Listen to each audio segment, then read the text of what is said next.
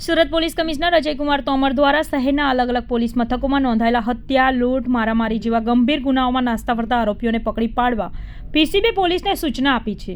જે સૂચનાને આધારે ઉધના પોલીસ મથકમાં વર્ષ 2003માં હત્યાના ગુનામાં નાસ્તા ફરતા આરોપી બાબતે પીસીબી પોલીસને બાતમી મળી હતી।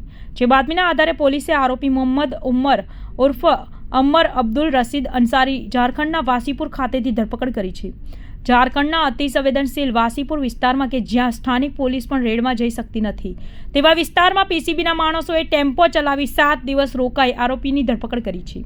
આરોપીને પૂછપરછમાં તેને જાણવા મળ્યું કે વર્ષ 2003માં તેના મિત્ર મહેરાજ અલી ઉર્ફ મિરાજ ઉર્ફ રાજુ જબ્બર અલી રહેમાની દયાશંકર શિવચરણ ગુપ્તા સાથે કોઈ બાબતે ઝઘડો થયો હતો, જેથી પોતે તેનો મિત્ર મહેરાજ અલી ઉર્ફ મિરાજ ઉર્ફ રાજુ જબ્બર અલી રહેમાની સાથે મળી દયાશંકર શિવચરણ ગુપ્તાને ઉધનામાં દારૂ પીવડાવીને ગળાના ભાગે તથા કપાળના ભાગે ગંભીર ઇજાઓ પહોંચાડી હતી અને હત્યા કરી ઓળખ ના થાય તે માટે મોઢા પર કપડું ઢાંકી દઈ તેને સળગાવી દીધો હતો।